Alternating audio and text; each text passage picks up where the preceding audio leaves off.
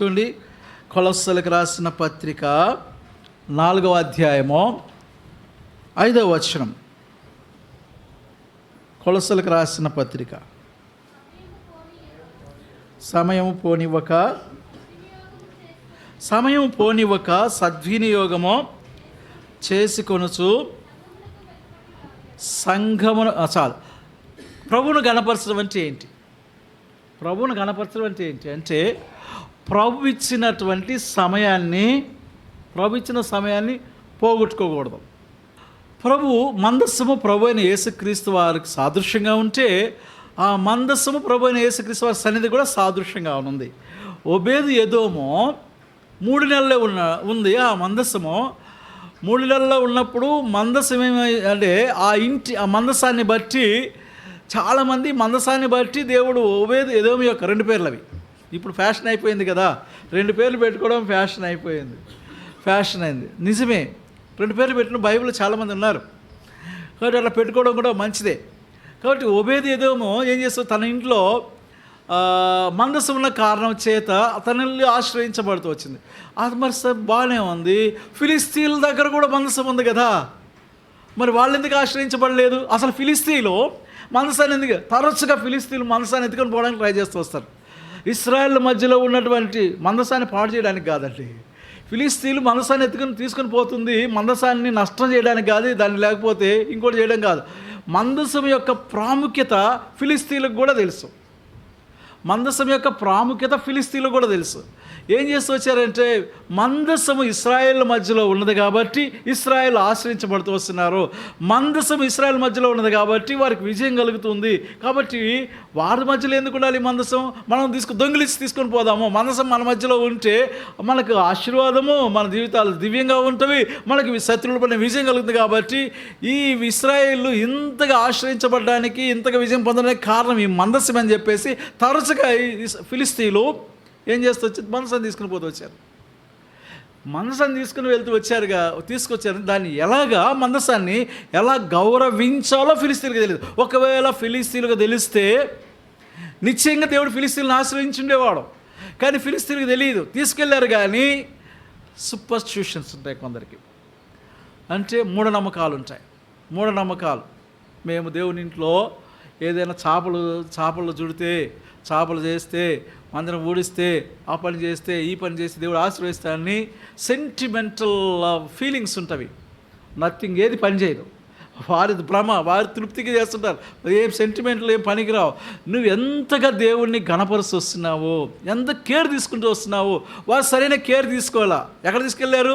దాగోని గుడిలో పెట్టారు మందసాన్ని తీసుకుని. అవును కదండి, ఫిలిస్తీన్లు పెట్టారు అంటే ఏకం చేసి పడేశారు, అంటే ఆ గుడిలో పడేశారు. కానీ ఓబేదెదోము అట్లా చేయాల. ఓబేదెదోముకి మందసం యొక్క ప్రాముఖ్యత, మందసం యొక్క పరిశుద్ధత, మందసం యొక్క శాంక్టిటీ ఓబేదెదోముకి తెలుసు కాబట్టి కేర్ తీసుకుంటూ వచ్చాడు, జాగ్రత్త చూసుకుంటూ వచ్చాడు. ప్రియ సహోదరి సహోదరుడా, నీ జీవితాలు దీవించబడకపోవడానికి కారణం ఏంటి? ఇంకను అపజయ జీవితం జీవించగల కారణం ఏంటి? యేసుక్రీస్తు ప్రభువారిని నీ హృదయంలో తీర్చుకున్నావు, కానీ నీ హృదయంలో ఆయనకు సరైనటువంటి స్థానం లేకుండా, అంటే హృదయంలో ఉన్నాడు కానీ కేర్ లేదు. హృదయంలో అయితే ఉన్నాడు కానీ ప్రభు ఆయన సరైన కేర్ తీసుకోవడంలో ఇంట్లో పెట్టుకున్నాం. గెస్ట్ వచ్చాడు, మన ఇంట్లో ఉన్నాడు, కేర్ తీసుకోవట్లా. గెస్ట్ మన ఇంటికి వచ్చాడు కానీ ఏం చేయట్లేదు. ఉదయమో మంచిగా స్నానం, ఒక లెగ్గానే ఆయనకు ఒక బెడ్ కాఫీనో లేకపోతే టీనో ఇవ్వడంలా, లెగ్గానే మంచిగా స్నానం చేయడానికి వేడినీళ్ళు పెట్టడంలా, చలికాలం మంచిగా బ్రేక్ఫాస్ట్ రోజు ఉపం పెడుతున్నాం.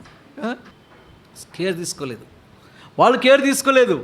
ఒకవేళ వారు సరిగా చూస్తుంటే వారితో కూడా ఉండేవారు, వారికి విజయం ఇస్తుండేవాడు.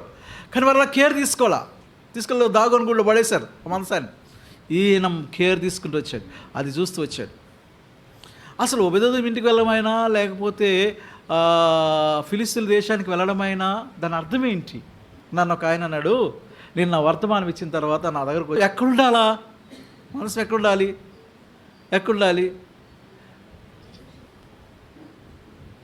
ఇజ్రాయెల్ దేశంలో ఉండాలి. ఇజ్రాయెల్ దేశం అంతా దేనికి సాదృశ్యంగా ఉంది? ఉన్నది అంటే ఇది పెళ్లి వర్తమానం కదండి. పెళ్లి వర్తమానం అది వేరే విషయం, అది చెప్తూ వచ్చాను. పెళ్లి చెప్తున్నారనుకోదు, ఇదే మాటని ఎక్కడైనా చెప్పవచ్చు. ఇదే మాటను సందర్భాన్ని బట్టి ఎక్కడ, అందుకే తీసుకొని చెప్తున్నాను. ఇప్పుడు ఆ మందస్సం అనేది ప్రభువైన యేసుక్రీస్తు వారైతే ఎక్కడ ఉండాలి? ఆయన ఎక్కడ ఉండాలి? మందస్సం ఎక్కడ ఉండాలి అంటే ఇశ్రాయేల్ దేశంలో ఉండాలి. ఇశ్రాయేల్ దేశం దేనికి సాదృశ్యంగా ఉందంటే భూమికి సాదృశ్యంగా ఉంది. భూమి పైనటువంటి ఖండాలు ఎన్ని ఖండాలు? ఊరుకు 5 ఖండాలు, 7 సముద్రాలు అయితే ఏంటి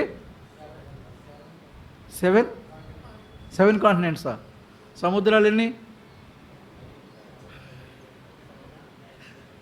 సముద్రాలు ఎన్ని? చూడండి, వీళ్ళు కాంపిటేటివ్ ఎగ్జామ్ ప్రిపేర్ అవుతారంట, వీళ్ళేం చెప్పు, వాళ్ళు చెప్పలేపారు. చెప్పండి, కాంపిటేటివ్ ప్రిపేర్ అవ్వట్లా? జాషు అవట్లా? నువ్వు అయ్యావుగా, జాబ్ కొట్టావుగా, స్కూల్ అసిస్టెంట్గా చెప్తాడు. ఈయన జాబ్ కొట్టాడు, స్కూల్ అసిస్టెంట్ ఏం చెప్తాడు? ఈయన పోయి చెప్తాడు ఏంటి? పిల్లలకి పాఠాలు చెప్తాడు వెళ్ళి. ఇప్పుడు ఏం చెప్తావు? సబ్జెక్ట్ వేరా? జనరల్ అవేర్నెస్ లేదా మీకు? జనరల్ నాలెడ్జ్ లేదా అంటే ఇప్పుడు నన్ను తప్పించే అంటావా? ఎన్ని కాంటినెంట్స్? 7 continents correct. అరే బెదిరిస్తే బెదిరిపోతే ఎలాగా? బెదిరిస్తే బెదిరిపోకూడదు, గట్టిగా చెప్పాలా. 7 ఖండాలకు సాదృశ్యం. 7 ఖండాల్లో ఉన్న అన్ని దేశాలకు సాదృశ్యం. కనాను దేశం 7 ఖండాలకు సాదృశ్యము. 7 ఖండాల్లో అంటే సియోను అంటే యెరూషలేములో ఉంటే ఆ యెరూషలేము అనేది 7 ఖండాలకు సాదృశ్యంగా ఉంటే మనసు ఎక్కడ ఉండాలి? మనసు ఎక్కడ ఉండాలి? యెరూషలేములో ఉండాలి. యెరూషలేములో అంటే ప్రభు ఎక్కడ ఉండాలి? ప్రభు భూమిపైన ఉండాలి. కానీ శత్రువు సాతానుడు ఫిలిస్తీన్లు తీసుకుంటే ఫిలిస్తీన్లు సాతానుకు సాదృశ్యం. ఫిలిస్తీన్లు ఏం చేస్తూ వస్తున్నారంటే ఈ భూమిపై ముందు పాజిటివ్గా చెప్పండి, వాళ్ళ ఉద్దేశం అది. కానీ ఆత్మీయమైన ఉద్దేశం ఏంటి? వారేం భౌతికంగా పోయిన మా మధ్య ఉంటే మాకు బలము, మా మధ్య ఉంటే మాకు విజయం, మా మధ్య దీవెనని వాళ్ళ ఆలోచన. కానీ ఆత్మీయంగా ఏంటంటే అది శత్రువు, ఫిలిస్తీన్లు శత్రువులు ఇశ్రాయేలుకు. కాబట్టి మందసం అనేది భూమిపైన ఉండకూడదు. మందసం అనేది భూమిపైన ఉండకూడదు. కాబట్టి ఏం చేయాలా? యెరూషలేము లేకుండా తీసేసేయాలి. ఎక్కడ తీసేయాలి? అసలు యెరూషలేములోనే ఉండకూడదు. అది శత్రు సాతాను యొక్క ఉద్దేశము. యేసుక్రీస్తు ప్రభువు అనే ఈ దేవుడు భూమిపైనంలో ఇంకొకరిని పెడతాడు. ఎవరు పెడతాడు? మరియమ్మను పెడతాడు. న్యూసెన్స్ ఆర్సీఎం వాళ్ళందరూ ఎవరిని తీసుకొచ్చి పెడతారు? మెజారిటీ క్రైస్తవులం కాదు, ఉన్నది వాళ్ళే లోకంలో. రోమన్ క్యాథలిక్సే ఉన్నారు వాళ్ళు. కాబట్టి ఆయన వెనక్కి తోసేయాలా, తీసివేయాలా, మరియమ్మను ముందు పెట్టాలి. ఎవరైతే ఈయన పూజింపబడకూడదు, ఎవరు పూజింపబడాలి? ఆమె పూజింపబడాలి. ఎలా అయితేనేమి దేవాది దేవుడు, లోక సృష్టికర్త, రక్షకుడు, ఆయన కనుమరుగైపోవాలి. అది ఉద్దేశం. మంచిది. లోకం గురించి లేదు. నీ సంగతి ఏంటి? ఎట్లా కనపరుస్తున్నావు దేవుడు? నా సంగతి నేను ఎలా కనపరుస్తున్నాను ప్రభు వారిని? లోకస్తుల సంగతి ఎలా ఉంది? ఒబెదేదోము ఒకవేళ ఆయన యెరూషలేములో ఉన్నాడా లేకపోతే ఫిలిస్తీన్ దేశంలో ఉన్నాడా నాకు అప్పుడు నా ఇంట్లో ఉన్నాడు. ఒబెదేదోము నా ఇంట్లో ఉన్నాడు. నేను ఎలా కేర్ తీసుకోవాలి? లోకంలో ఉన్నాడా, లోకస్తుల మధ్యలో ఉన్నాడా? ప్రభు నాకు సంబంధం లేదు. నా జీవితంలో ఉన్నాడు, నా హృదయంలో ఉన్నాడు. నేను ఆయనను ఎలా కనపరచాలి? ఏమంటాడు? కొరింథీయులకు రాసిన మొదటి పత్రిక 6:19 మీ దేహము దేవుని వలన మీకు అనుగ్రహించబడి మీలోనున్న పరిశుద్ధాత్మకు ఆలయమైనదని మీరు ఎరుగరా? అంటే అర్థం ఏంటి? మీరు ఎరుగరా అంటే మీలో ఉన్న పరిశుద్ధాత్ముడు ఉన్నాలన్న సంగతే మీకు తెలీదా? మీలో పరిశుద్ధాత్ముడు ఉన్నాలన్న సంగతే మీకు తెలీదా? అంటే నువ్వు ఆ పరిశుద్ధాత్ముని, నీలో ఉన్న దేవుని నువ్వు సరిగ్గా చూడడం లేదా? కేర్ తీసుకోవడం లేదా?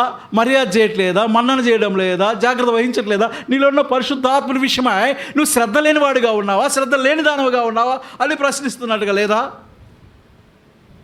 ఉందా? భోజనం టిఫిన్ పెట్టావు, కాఫీ, ఎంతమంది కాఫీ ఇచ్చారు ప్రభు వారికి ఉదయాన్నే? ఎంతమందికి బెడ్ కాఫీ ఇచ్చారు? ఎంతమంది బెడ్ టీ ఇచ్చారు? చెప్పండి. యోహానన్ ఒక్కడేనా? అంటే అర్థం ఏంటమ్మా? అర్థమైన వాళ్ళు చేయెత్తుతున్నారు. ఏం అర్థమైంది జాషు? ప్రార్థన, దానికి ముందు దేవుని తనివి తీరా స్థుతించడము, ప్రభువుని గణపరచడం. ఇక్కడికి వచ్చే కాదు, గొంతెత్తుకొని టాప్ లేసి పెట్టి ఇక్కడికి వచ్చి ఆరాధన చేయడం కాదు. ఇక్కడికి వచ్చి ప్రార్థన, ఇక్కడ చేసినా కూడా చేయకపోయినా ఒకటే అని నేను చెప్పట్లా. చెయ్యాలి ఇక్కడ కూడా. కానీ దీనికి ముందు ఏం చేయాలా? ఇంట్లో చేయాలి కదా. అక్కడేమో బ్రేక్ఫాస్ట్ ఉందో ఆయన పడేసి వచ్చాం, తిన్నాడో తినలేదో వదిలేసి వస్తాం. ఆయనకి లేదు, ఆయనకి కేర్ లేదు.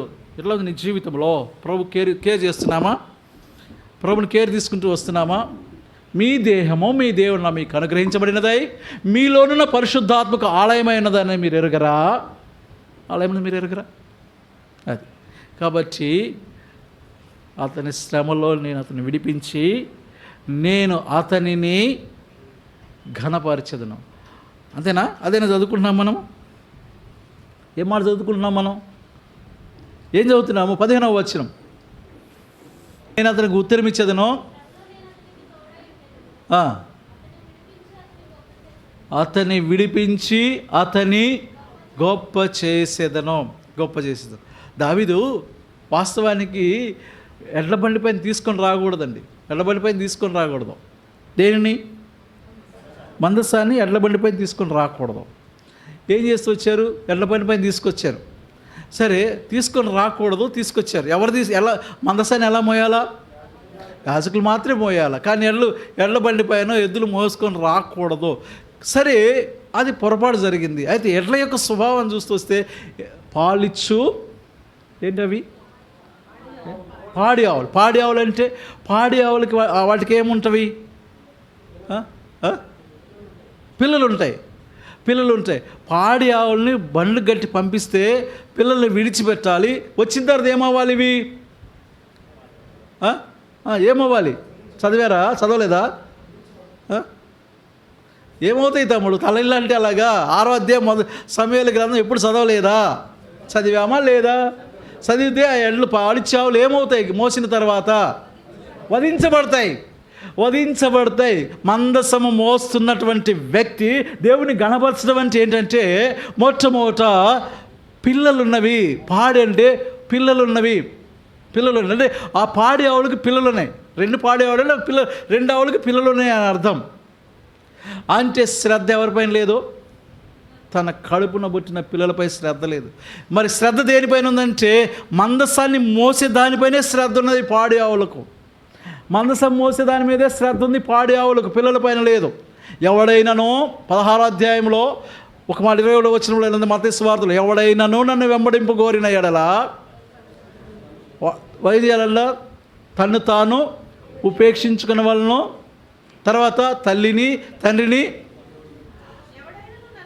వెంబడింపగోరిన ఎడల తను తాను ఉపేక్షించుకున్న వాళ్ళను, తన సిలువనెత్తుకొని ఇంకో సందర్భంలో తల్లినైననో తండ్రినైననో విడిచిపెట్టిన వాడు నాకు పాత్రుడు కాదు. మనం ఏం చేస్తాం? మనం ఎవరికి గౌరవిస్తాం? ఎవరిని గణపరుస్తాం? ఎవరికి ప్రాధాన్యతనిస్తాం? ఎవరికి ప్రాముఖ్యతనిస్తామంటే ఎవరికి ఇస్తాం? దేవునికి ఇస్తామా? లేకపోతే మనుషులకి ఇస్తాం?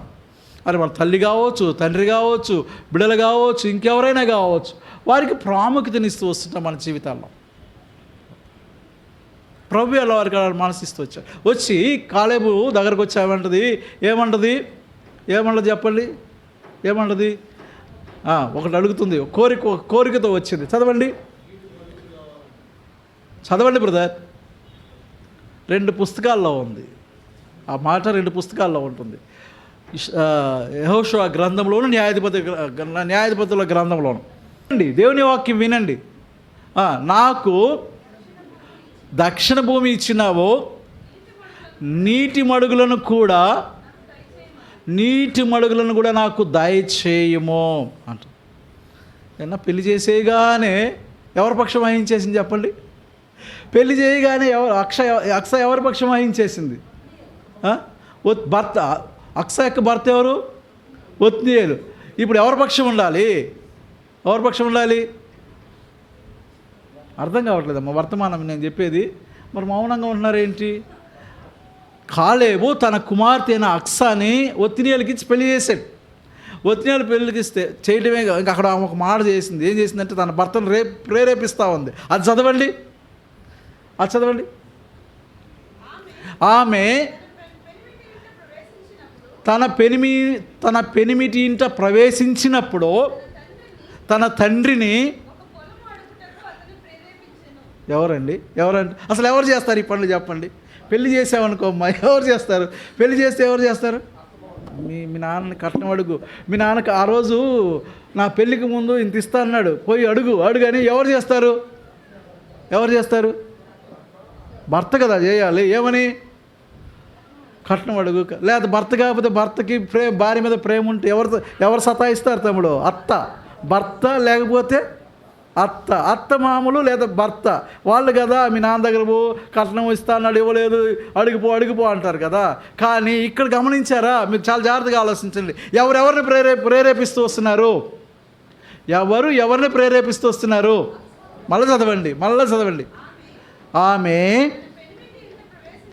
ఆమె తన పెనిమిటి ఇంట ప్రవేశించినప్పుడు గమనించాల. అక్స తన పెనిమిటి అయినటువంటి ఒత్నీయేలు ఇంట ప్రవేశించినప్పుడు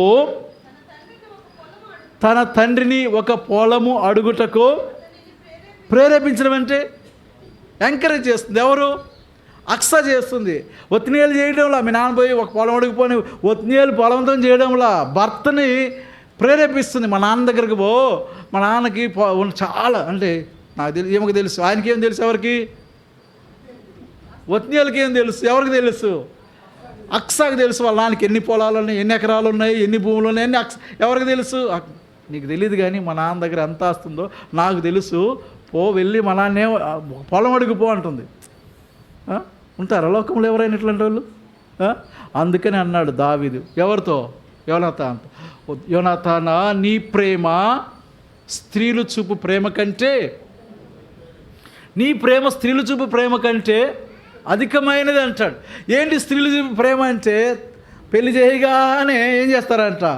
ఈ అక్స వాళ్ళే భర్తని ప్రేరేపిస్తారు. మా నాన్న దగ్గర ఉన్నాయి, పో పొలాలు తీసుకొని రాపో అని. అంటే ఎవరిని ఓన్ చేసుకుంటున్నారు?